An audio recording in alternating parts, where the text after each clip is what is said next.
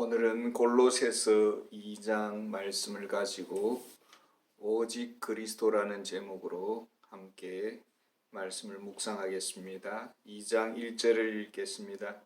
내가 너희와 라오디게아에 있는 자들과 물은 내 육신의 얼굴을 보지 못한 자들을 위하여 얼마나 힘쓰는지를 너희가 알기를 원하노라. 골로새 교회는 특히 지역에 있습니다. 이 지역은 사도 요한이 보낸 편지 아시아의 7교회가 위치해 있는 곳입니다. 골로새 교회와 에베소 교회는 약 한 150km의 거리가 있는 이웃입니다.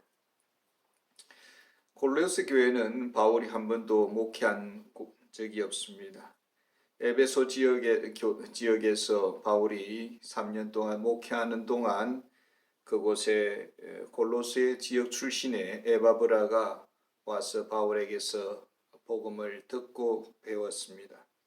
그리고 에바브라가 골로새 지역으로 돌아가서 복음을 전했고 거기서 교회가 세워졌습니다.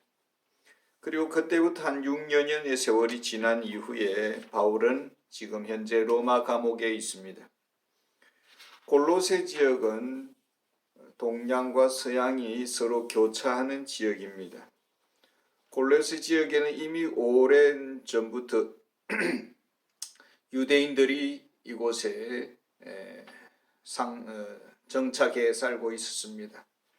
그리고 근방의 페르시아 또 동방으로부터 온 여러 동양 철학과 사상으로 무장한 사람들이 거기에 유입해서 살고 있었고, 그리고 또 서쪽으로는 고린도 또 아덴 지역에는 서양 철학의 지성인들이 이곳으로도 유입해 들어와서 살고 있었습니다. 여기에 에바브라를 통해서 복음이 전파된 것입니다. 한마디로 골로새 지역은 사상의 혼합 지역이라고 할 수가 있겠습니다. 온갖 사상의 복합 문화가 혼재된 지역이 골로새 지역이라고 할 수가 있겠습니다. 여러 동서양의 사상가들이 기독교의 옷을 입고 교회 안에 들어오기 시작했습니다. 철학으로 무장했기 때문에 가르치는 은사가 있었고 또 말을 잘하고, 가르치는 은사가 있을 때에 교회는 또 리더로 세워지기가 쉬운 것이죠. 그런데 교회가 점점 이상해져 갔습니다. 뭔가 이상하다라는 생각을 가졌지만은 그 정체를 파악할 수가 없었습니다. 그래서 에바브라는 또 바울이 있는 로마까지 찾아오게 되는 것입니다. 바울은 에바브라를 통해서 골로새 지역의 교회가 세워졌음을 듣고 기뻐했고, 참 성도들이 성숙하게 자라는 것을 들으면서 감사했습니다. 비록 서로 얼굴은 대면해 본 적은 없지만 바울은 그리스도 안에서 한 형제임을 알고 또 기뻐했고 늘 기도했습니다. 이제 바울은 믿음의 아들과 같은 에바브라가 목회한 교회에 어머니의 심정으로 그 교회 사정을 들어보았습니다.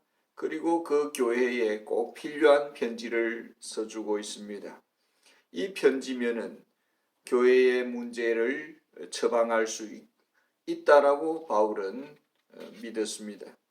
하나님은 바울을 통해서 교회를 지키기를 원하고, 주님의 피로 사신 교회 바울이 직접 목회는 하진 않았지만은 교회가 이단으로부터 무너지는 것을 방치할 수는 없었습니다.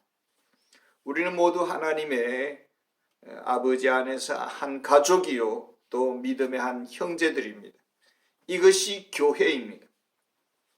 바울은 주님의 교회가 위기에 처해 있는 것을 보았고 지켜주고 싶었고 보호해주고 싶었고 도와주고 싶었습니다. 그렇다면 바울이 바라는 교회상은 무엇입니까? 바울은 무엇을 그렇게 애타게 성도들을 위해서 힘쓰고 애쓰고 있었습니까?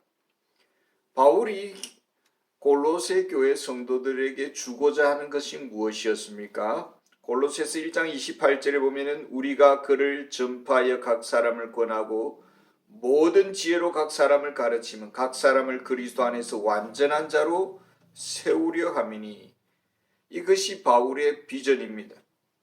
그리스도를 닮은 성도, 그리스도로 만족하는 성도, 그리스도로 한 분으로 부유한 성도, 그리스도 한 분으로 충분한 성도로 세우는 것입니다. 그래서 바울은 이렇게 말을 합니다. 2절과 3절입니다.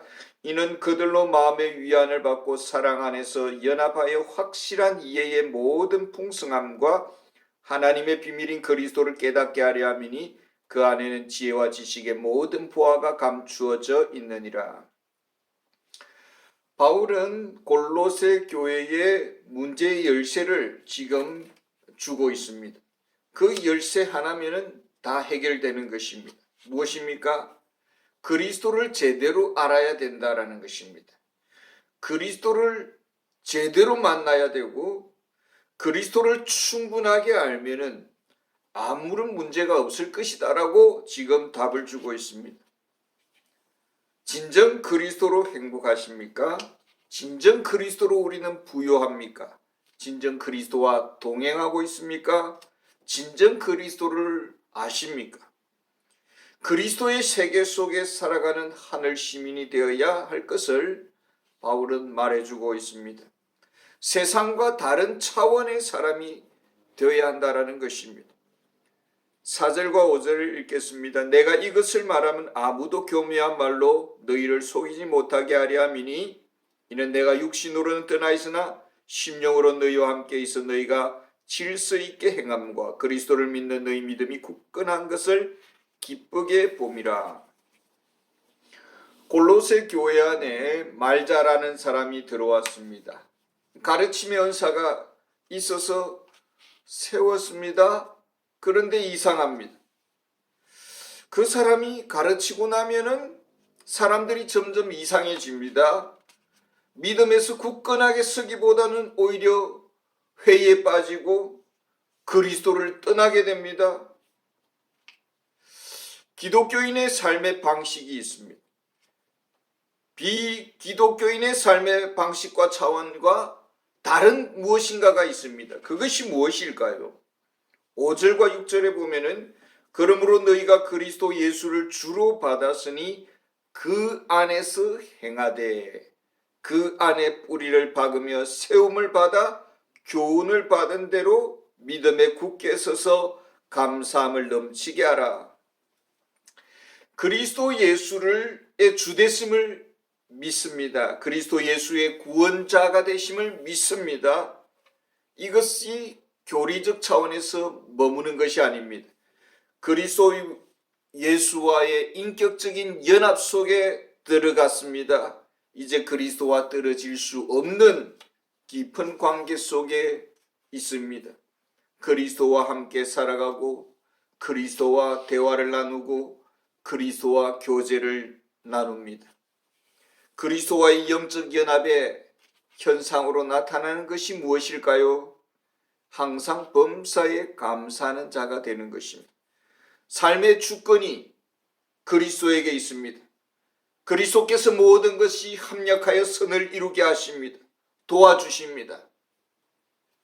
우리의 과거도 현재도 미래도 그리스도의 손바닥 안에 있습니다.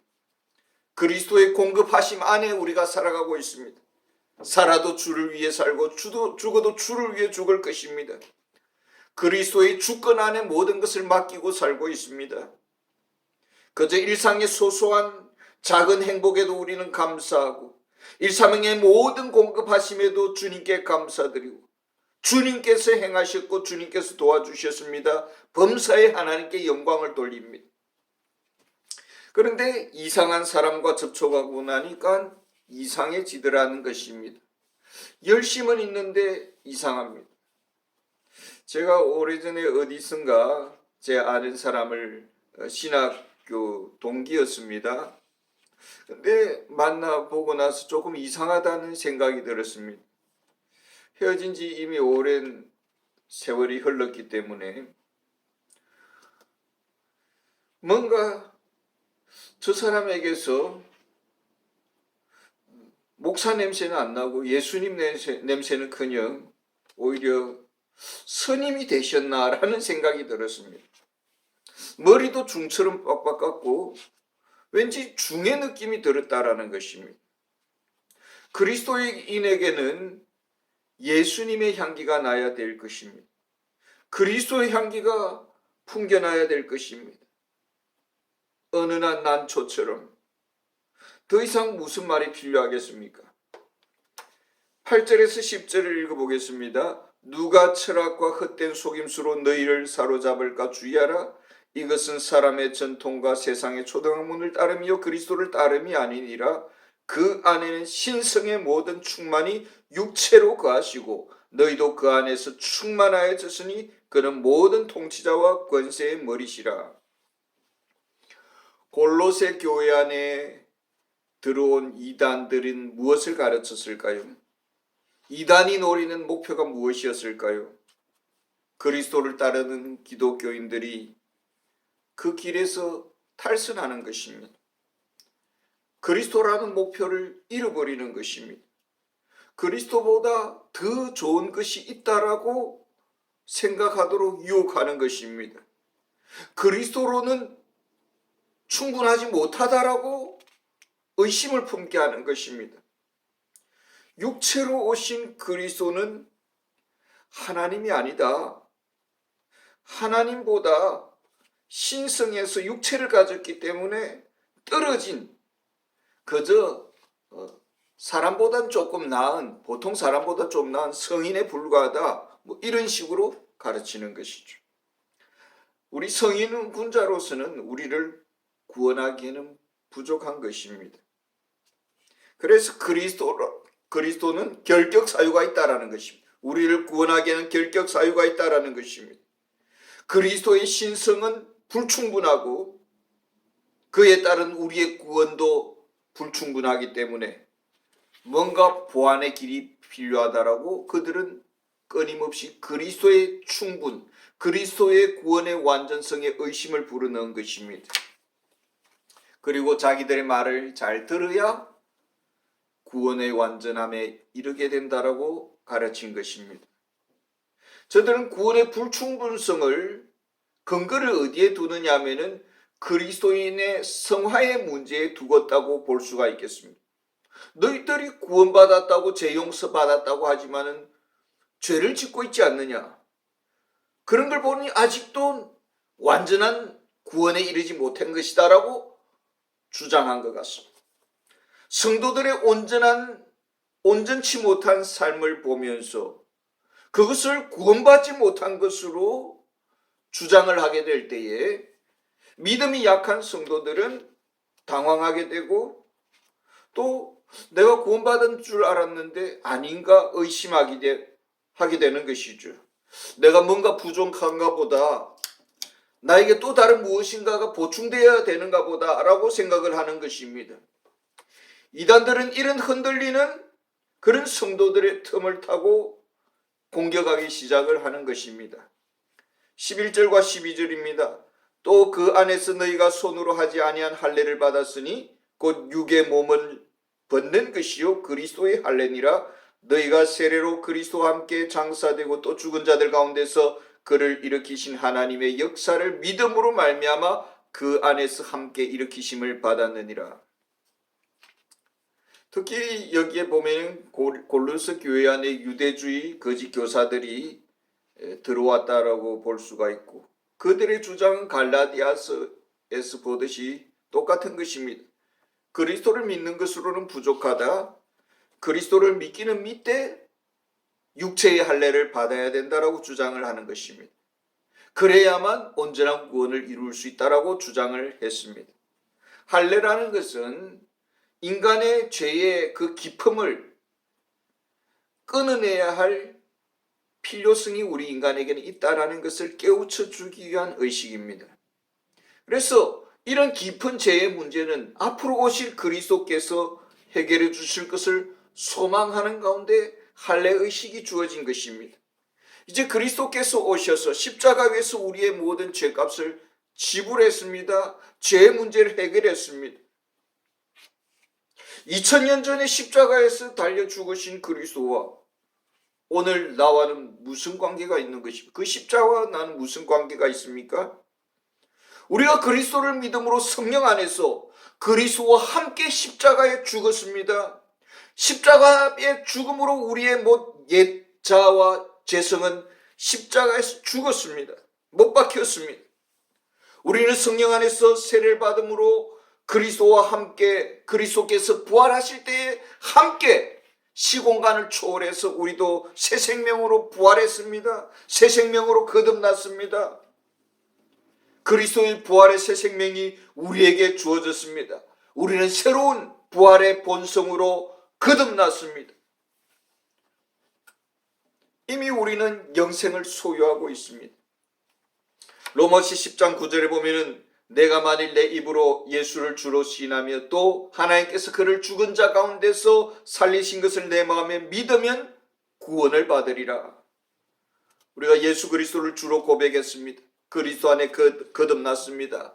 영생을 얻었습니다.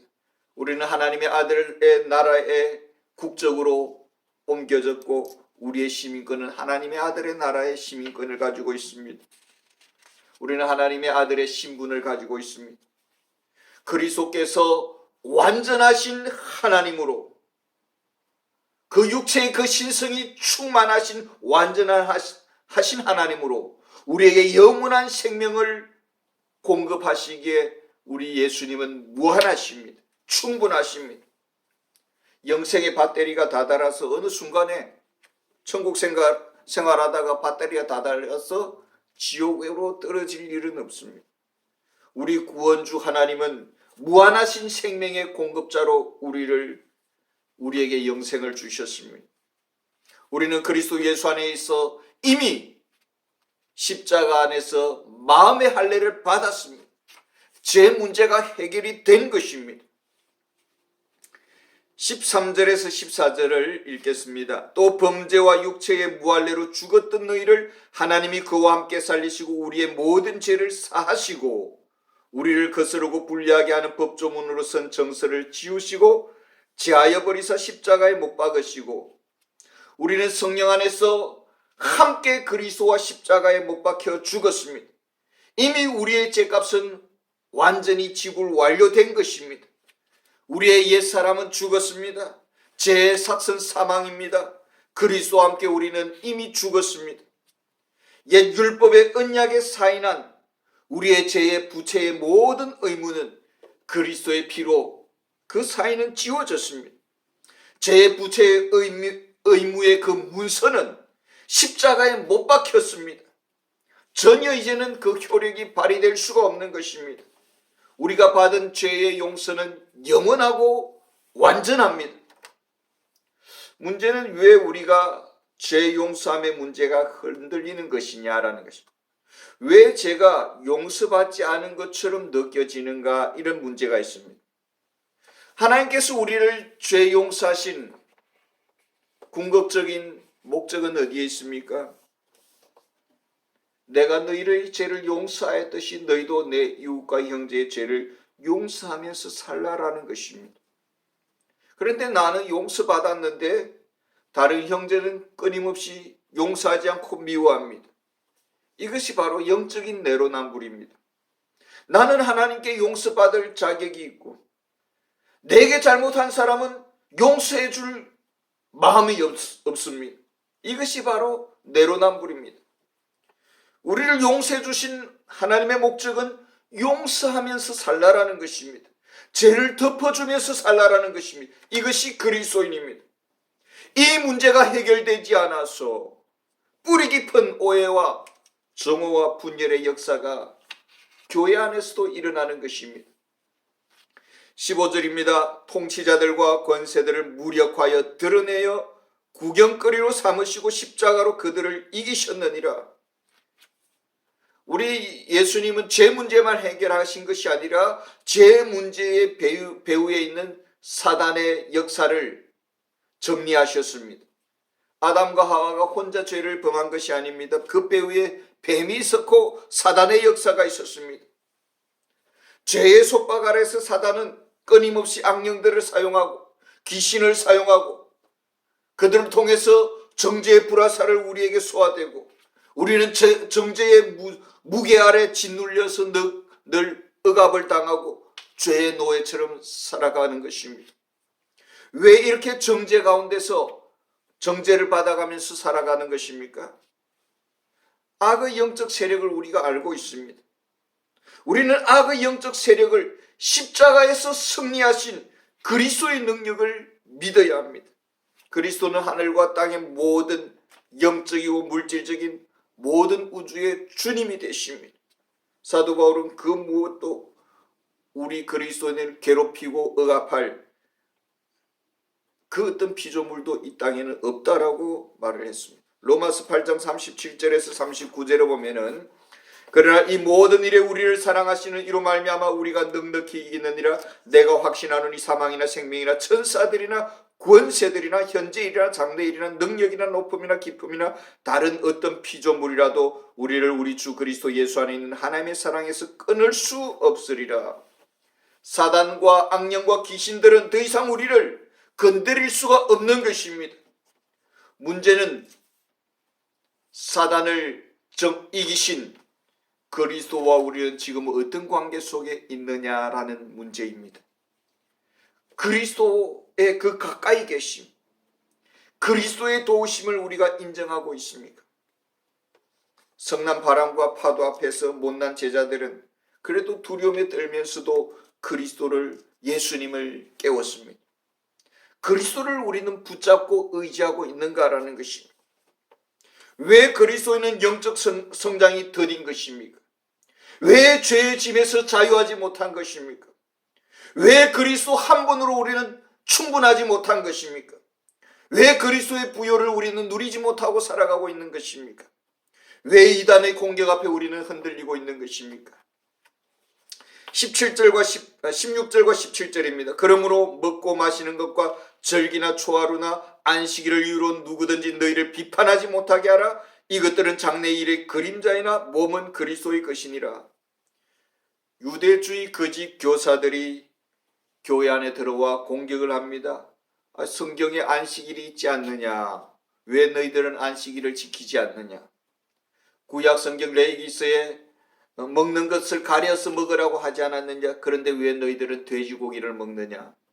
왜 유월절 절기를 지키려고 예루살렘을 성지순례하지 않느냐? 왜 구약 성경을 너희들은 가볍게 없이 여기느냐? 그렇기 때문에 너희들이 복을 받지 못하느냐? 이런 식으로 공격을 하는 것입니다. 그리스도인의 영적 성장은 구약의 의식법을 지킴으로 가능할까요? 구약의 음식법을 잘 지키면 돼지고기를 안 먹으면 그리스도를 닮아가는 것입니까? 그리스도의 십자가 안에서 안식일의 그 옛 언약은 폐기된 것입니다. 그리스도의 십자가 안에서 유대인과 이방인을 구분짓는 그 음식법의 그 그림자는 사라졌습니다. 하나님께서 베드로에게 그 짐승이 있는 그런 음식을 먹으라고 했습니다. 환상으로. 베드로가 저항을 하니까 하나님께서 하나님이 먹으라면 먹는 것이다 라고 말씀하셨습니다. 하나님이 이방인을 이처럼 받아들였으면 더 이상 유대인과 이방인이라는 민족주의를 내려놓아라라는 것입니다. 진정한 그리스도인의 영적 성장은 외적인 의식법, 규범, 음식법 이런 것을 지킴으로 주어지는 것이 아닙니다. 이미 그리스도 안에서 구약의 옛 언약인 의식법은 폐지되었습니다. 초대 그리스도인들은 부활의 새 아침, 주일, 일요일에 예배를 드리기 시작했습니다. 우리는 모든 날이 그리스도의 날입니다. 모든 시간이 그리스도를 위한 시간입니다. 모든 일상이 그리스도와 함께하는 시간들입니다. 항상 그리스도의 통치 속에 우리는 살아가고 있습니다. 이 영적 의식의 결핍이 오늘날 성도들로 하여금 영적 성장을 장애를 주고 있다라는 것입니다. 18절 19절입니다. 아무도 꾸며낸 겸손과 천사 숭배를 이유로 너희를 정죄하지 못하게 하라. 그가 그 본 것을 의지하여 그 육신의 생각을 따라 헛되이 과장하고 머리를 붙들지 아니하는지라. 온몸이 머리로 말미암아 마디와 힘줄로 공급함을 받고 연합하여 하나님이 자라게 하심으로 자라느니라. 골로새 교회 안에 신비주의자들이 들어왔습니다. 은사주의자들이 들어왔습니다. 성령님을 믿습니다. 영적인 민감함을 가지고 있습니다. 그리고 늘 꿈을 꿨다고 이야기를 하고 환상을 보았다고 이야기를 합니다. 골로새 지역에는 중세 700년대에도 이미 천사장 미가엘을 숭배하는 그런 숭배 사상이 있었습니다. 천사장 미가엘이 중보자로, 천사들이, 예수님 외에 천사들이 중보자가 된다라는 것이죠. 그리고 영적인 신비한 경험을 강조를 했습니다. 영적인 특별한 은사가 있어야 구원받았고, 영적인 특별한 은사가 없으면 구원받지 않았다라고 주장을 하는 것입니다. 영적인 높은 경지에 이르러야 죄를 이길 수 있다라고 그렇게 가르치는 것입니다. 그래서 중세시대에는 수도원 운동이 일어났습니다. 영적 높은 경지에 이르기 위해서 속세를 떠나려고 했습니다. 심지어는 사막 한가운데 가서 높은 장대에 올라가서는 오랜 세월을 내려오지 않는 것이, 영적 엘리트주의가 교회 안에서 점점 분열을 일으켰습니다. 그리고 평신도들은 무지하고 무능하고 구원의 끝자락에 있고 영적 엘리트들이 교회를 이끌어 나가는 그런 풍토로 바꾸었습니다. 그리스도 없는 성령을 주장을 했고, 그리스도의 말씀 없는 자기 복음을 주장을 했고, 성경의 객관적 계시를 부정을 하고, 사도의 가르침을 부정을 하고, 자기가 환상으로 꿈으로 본 것을 주장을 하고 참 계시라고 그렇게 가르친 것입니다. 자기가 영적인 높은 경지에 이르렀으니 궁극적으로는 자기 말을 들으라라는 것입니다. 진정 영적 성장의 길이 어디에 있습니까? 죄를 이기는 길이 어디에 있습니까? 내 육신의 죄의 몸을 다스리는 길은 어디에 있습니까? 좀 더 그리스도를 닮아가는 길은 어디에 있는 것입니까? 요한복음 15장 7절에 보면은 너희가 내 안에 가고 내 말이 너희 안에 거하면 무엇이든지 원하는 대로 구하라. 그리하면 이루리라. 예수 그리스도와의 신비로운 영적 연합이라는 것은 도대체 무엇을 의미하는 것입니까? 그리스도와의 말씀과의 영적 연합을 말을 하는 것입니다. 그리스도의 말씀과의 연합 안에서 우리는 좀 더 성숙해가고 더욱더 그리스도를 닮아가는 것입니다. 범사에 그리스도를 의지하고 범사에 그리스도의 말씀을 묵상하면서 그리스도께 모든 필요를 구하는 것입니다. 그리스도를 나의 삶의 진정한 주인으로 인정을 하는 것입니다. 20절에서 23절 마지막 절입니다. 읽겠습니다. 너희가 세상의 초등학문에서 그리스도와 함께 죽었거든 어찌하여 세상에 사는 것과 같이 규례에 순종하느냐. 곧 붙잡지도 말고 맛보지도 말고 만지지도 말라 하는 것이니 이 모든 것은 한때 쓰이고는 없어지리라. 사람의 명령과 가르침을 따르느냐. 이런 것들은 자의적 숭배와 겸손과 몸을 괴롭게 하는데 지혜 있는 모양이나 오직 육체를 따르는 것을 금하는 데는 조금도 유익이 없느니라. 골로새 교회 안에 금욕주의적 이단 사상을 가진 자들이 들어왔습니다. 저들은 성도들을 향해서 왜 죄를 이기지 못하느냐, 왜 거룩하지 못하느냐, 왜 그리스도를 닮지 못하느냐라고 문제를 제기를 합니다. 그러면서 그리스도를 닮으려면 가난의 삶을 살아야 된다. 죄를 이기고 거룩한 삶을 살려면 극기의 훈련, 인내의 훈련, 자기 몸을 쳐서 복종시키는 훈련을 해야 된다. 가난의 삶을 덕으로 여겨야 된다. 금욕적인 삶을 살아야 된다. 이렇게 주장을 했습니다. 여기에는 영육이원론의 사상적 뿌리가 있습니다. 물질은 악하고 영적인 것은 선하다라는 것이죠. 철저히 물질적인 것을, 돈 이런 것을 죄악시했어요. 그러면 돈 많은 부자들은 전부 죄인이 되는 것이죠. 오직 자기 자신을 겸손하게 낮추고 가난하고 절제하게 살아야 된다라는 것입니다. 음식은 하나님께서 햇빛을 공급해 주시고 하나님께서 자라게 하셔서 창조주 하나님께서 우리에게 베풀어 주신 선물입니다. 물질적인 생산을 통해서 이루어진 이 부는 하나님께서 또한 우리에게 주신 축복입니다. 돈 그 자체, 물질 그 자체가 죄의 뿌리입니까? 돈을 사랑하는 것이 일만하게 뿌리라고 했습니다.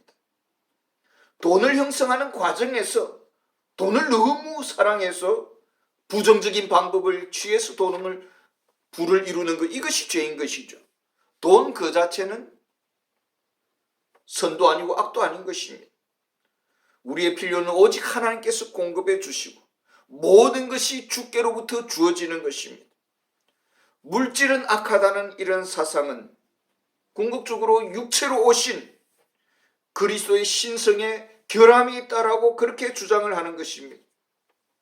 이 우리의 모든 구원의 불완전성을 이기려면은 극기를 해야 되고 자기 몸을 학대해서 금욕주의적인 그런 삶을 살아야 된다라고 주장을 한 것입니다. 그러나 궁극적으로 금욕주의적인 삶의 목표가 무엇이었을까요? 정말 저들은 거룩함을 추구하기 위해서 그렇게 극기를 추구했을까요? 저들이 거룩하게 살려고 했던 것이 아니라 다른 사람보다 거룩하다고 보여지고 거룩하다고 인정받고 싶었던 것이죠. 한마디로 말해서 존경받고 싶었고 영광받고 싶었다라는 것입니다. 여기에 근본적인 문제가 있습니다. 더 거룩한 모습으로 보여져서 비춰져서 천사로 인정받고 싶었고 존귀한 사람으로 인정받고 싶었다라는 것입니다. 왜 그리스도인들이 성장하지 못하고 왜 이단 사상에 흔들리고 왜 영적 성화에 결정적인 문제가 있는 것일까요? 정말 그리스도의 가까이 계심을 우리가 믿고 인정하며 살아가고 있습니까? 그리스도의 도심을 우리가 진정으로 믿으면서 그리스도께 우리가 구하면서 살아가고 있습니까? 그리스도께 우리의 모든